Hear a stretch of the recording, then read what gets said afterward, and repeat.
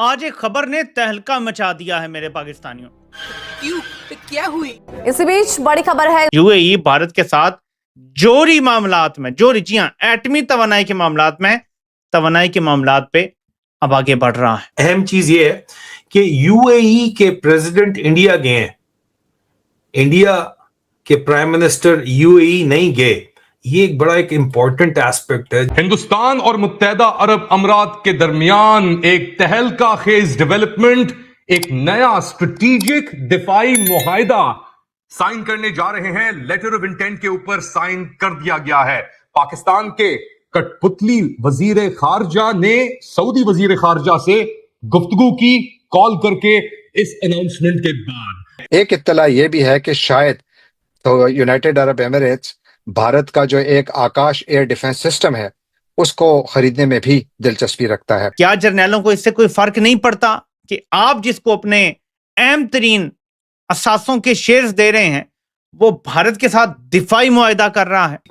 उसके बाद जो है वो इस लेटर ऑफ इंटेंट कल साइन होता है, तो उसमें बड़ा इंटरेस्टिंग चीज है कि नेवल बेस्ड इक्विपमेंट के ऊपर जोर है इस डिफेंस डील के नतीजे के अंदर। मुत्तहदा अरब अमीरात ने पाकिस्तान के अंदर पोर्ट्स के ऊपर, इस्लामाबाद एयरपोर्ट के ऊपर, टेलीकम्युनिकेशंस के ऊपर बड़ी मैसिव इन्वेस्टमेंट की हुई है और अब ये शायद पाकिस्तान के लिए एक सिक्योरिटी थ्रेट बन के सामने आएगी।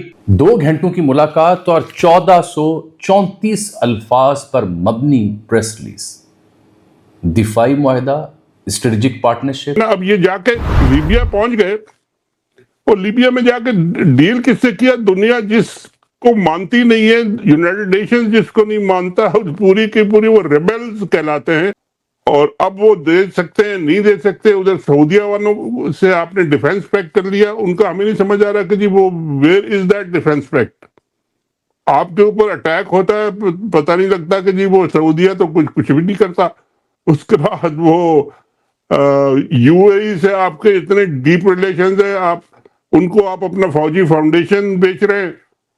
एंड वो जाके इंडिया के साथ $200 बिलियन की ट्रेड करने जा रहे हैं, डिफेंस स्ट्रेटेजिक एग्रीमेंट करने जा रहे हैं, न्यूक्लियर डिफेंस कैपेसिटी वो लेने जा रहे हैं। वो उनका तो इतना लंबा वो लिस्ट है कि जी आप देख के हैरान रह जाएंगे जी उनका जो एग्रीमेंट्स होने वाले हैं। लेकिन इसका एक पहला मतलब खतरनाक ये है कि जनरल आसिम मुनीर ने अपनी जो ब्रिंक्समैनशिप कर रहे हैं अपनी सियासत के लिए, वो अब पाकिस्तान को मीना रीजन जो है, middle east north African region, या आप कह लें कि वेस्ट एशिया रीजन के अंदर की जो फॉल्ट लाइंस हैं उसके अंदर उन्होंने पाकिस्तान को लाके खड़ा कर दिया है। और इससे पहले की जो पाकिस्तान की मिलिट्री लीडरशिप थी, जनरल राहील शरीफ तक, उसकी कोशिश ये थी कि पाकिस्तान मशरक़ वस्ता की फॉल्ट लाइंस का हिस्सा ना बने, भी उसकी कीमत भी आपको चुकानी पड़ती है। लेकिन सवाल ये है कि इंडिया ने मैडम चाबहार पोर्ट के ऊपर तो इन्वेस्टमेंट की थी तालिबान को ये कहने के लिए आप कराची से तेल ना लो और कराची से चीजें ना मंगवाओ, हम तुम्हारे लिए बंदोबस्त करेंगे, तुम खड़े रहो। तो मैडम ये तो मतलब इंडिया तो फिर तालिबान की भी सपोर्ट नहीं कर पाएगा। ये कैसे देखती हैं इस चीज को भी? देखिए सर, अब वो तो तालिबान का इशू है कि वो अपने आप को किस तरह संभालते हैं या क्या करते हैं, लेकिन बात सारी ये है कि पाकिस्तान तो सर मिस कॉल पे भी लेट जाता है ना अमेरिका की। उन्होंने कम से कम सर उन्होंने बात ही और है ना, हम तो स्ट्रेटेजिक इकोनॉमी की बात ही नहीं ना करते। हमारा तो हम तो कॉल नहीं मिस कॉल के हैं, हम तो मिस कॉल भी हो जाते हैं। हाँ सर, मैंने मिस कॉल ही कहा है, मैंने मिस कॉल ही कहा है। हम तो मिस कॉल भी आए अमेरिका से, तो हम कहते हैं ठीक है आप जो कह रहे हैं हम वही करेंगे। तो सर इसी वजह से हमारी गैस पाइपलाइन जो है ईरान के साथ, उस पर काम नहीं हो पा रहा है। जहां तक अफगानिस्तान की बात है कि अफगानिस्तान क्या करेगा, तो सर अफगानिस्तान पहले क्या करता रहा है? जाहिर है ईरान के साथ, वो इंडिया के साथ तो उन्होंने अभी मिलना जुलना शुरू किया है ना। इससे पहले भी तो अफगानिस्तान के लोग सरवाइव कर ही रहे थे, और ऑफकोर्स हमारी वजह से नहीं कर रहे थे। हमने तो काफी अरसे से उनके साथ जो है वो जिस तरह का सलूक रखा हुआ है, उसके बाद वो तो हमारी शक्लें नहीं देखना चाह रहे। लेकिन हाँ, ये जरूर है कि हमें ऐसा लगता है कि सब हमारी वजह से चल रहे हैं। अगर हम नहीं हुए तो अफगानिस्तान भी गया, तो बांग्लादेश को भी कुछ हो जाएगा।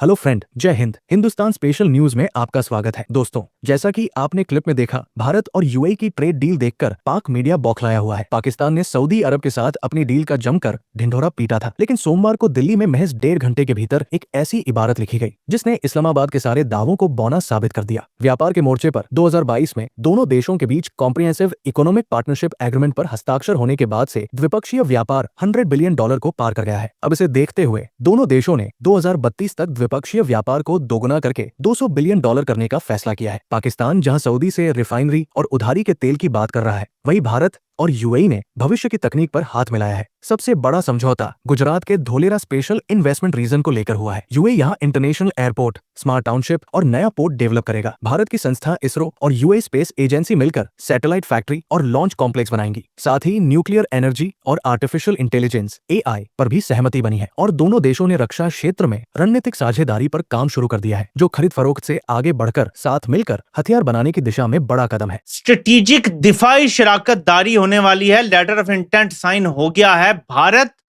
और मुत्तहिदा अरब अमारात के दरमियान। Strategic defence deal between UAE and India. Pakistan ने एक डील की है सऊदी अरब से।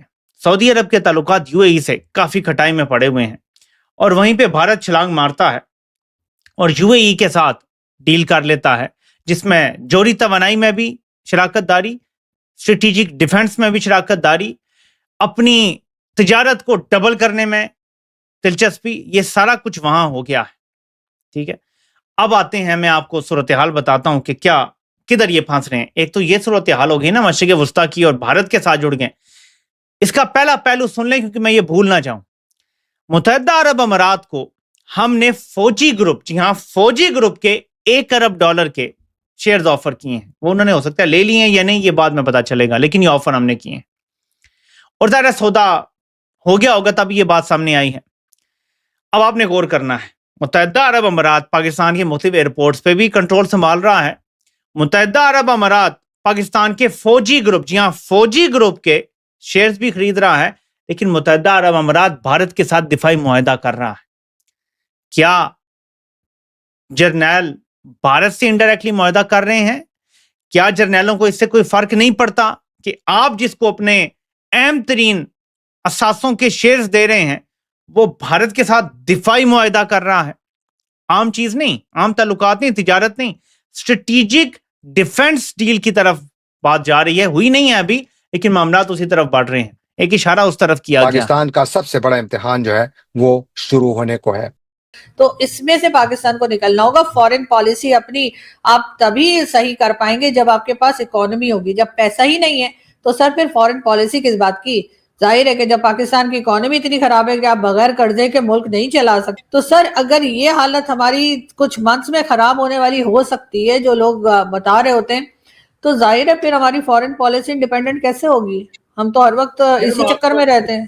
देखती हैं कि इसको कैसे देखती हैं कि पाकिस्तान एक तरफ चाइना के साथ कारोबार भी करता है, मिलिट्री हार्डवेयर भी इस्तेमाल करता है, अमेरिका के साथ भी कारोबार करता है, मिलिट्री हार्डवेयर भी इस्तेमाल करता है, तो बैलेंस तो पाकिस्तान ने भी रखा हुआ है, मतलब टका के रखा हुआ है कि हमें F-16 जो है उसके लिए भी सपोर्ट आ रही है। अभी अमेरिकन ने $1 बिलियन $1.5 बिलियन की हमने प्रोक्योरमेंट अभी की है थोड़े दिन पहले ही, और वो अमेरिकन ने अप्रूव की है, और चाइनीज की तरफ से भी आ रहा है। तो आपको नहीं लगता कि समहाउ पाकिस्तान जो है उसने मैनेज किया है बैलेंस करना ताल्लुकात दोनों मुल्कों के साथ, और इस जंग में जो असला था वो अमेरिकन एंड चाइनीज दोनों इस्तेमाल किया, तो बैलेंस तो फिर ये हुआ ना? नहीं सर, बैलेंस तो तब होता ना जब आपके बिल्कुल जो पड़ोसी मुल्क हैं उनके साथ आपके टर्म्स ठीक होते।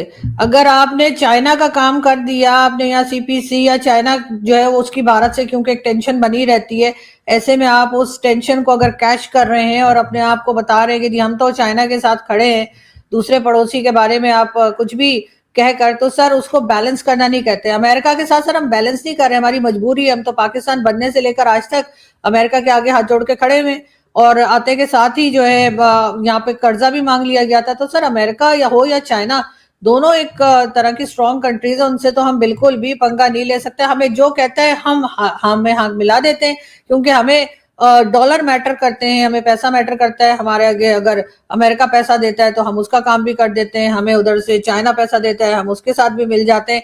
बात तो बैलेंस तो तब होती सर जब अफगानिस्तान के लोग हमारे साथ सही से रह रहे होते, जब जो है बांग्लादेश हमसे लगना हुआ होता, बांग्लादेश के साथ हमारे टर्म्स अच्छे होते, चाहे वहां कोई भी गवर्नमेंट आ रही है या जा रही है उससे हमारा कोई लेना देना ना होता कि जी उनका अपना मैटर है, वहां पे वो किसको बिठाते हैं किसको हटाते हैं। लेकिन हम वहां पर भी गड़बड़ में शामिल होते हैं तो सर वहां से भी हमारे टर्म्स खराब है। भारत के साथ हमारे टर्म्स भी ठीक नहीं हो पा रहे, हालांकि कई बार भारत के कई प्राइम मिनिस्टर्स जो है वो यहाँ पर आके गए, यहाँ तक के पीएम मोदी तक आए, जिनके बारे में कहा जाता है कि जी वो तो बड़ी ही नफरत करते हैं मुसलमानों से या पाकिस्तानियों से, जो भी कह लीजिए। लेकिन उन्होंने भी यहाँ पर आकर विजिट किया था नवाज शरीफ साहब की नवासी की शादी में, यही मरियम नवाज की बेटी की जब शादी थी तब वो आए थे। लेकिन सर हम उधर भी बैलेंस नहीं रख पाए, तो उसकी क्या वजह? क्या हर बार हम बिल्कुल ठीक होते हैं और दूसरा बिल्कुल गलत होता है? दूसरा अगर गलत है तो सर कहीं ना कहीं अपनी गलती भी तो देखे ना कि आपने कहाँ कहाँ गलत किया है। वो आपसे क्या कह रहे हैं? वो तो ना जमीन पे कब्जा कर रहे हैं, ना वो हमारी तरह गजवा हिंद के नारे लगा रहे हैं, ना वो कुछ कह रहे हैं, ना उन्होंने ये कहा कि हम मुसलमानों के साथ नहीं रह सकते। ऐसा कोई स्टेटमेंट भारत की तरफ से अभी तक तो मैंने नहीं सुना, जो हम कहते हैं कि हम हिंदुओं के साथ नहीं रह सकते और इस किस्म की बातें। तो सर जब ऐसी चीजें हम करेंगे, बैलेंस तो तब होगा ना जब हमारे इर्द गिर्द जो लोग रहते हैं, जिनके बॉर्डर लगते हैं, हम उनके साथ तो रह नहीं पा रहे। और लेकिन हाँ, अमेरिका के साथ हम बड़ा बैलेंस कर रहे हैं सर। जो हमें नोट दिखाता है हम उसके साथ बैलेंस कर ही लेते हैं, किसी ना किसी तरीके से हमें रास्ता निकालना आता है।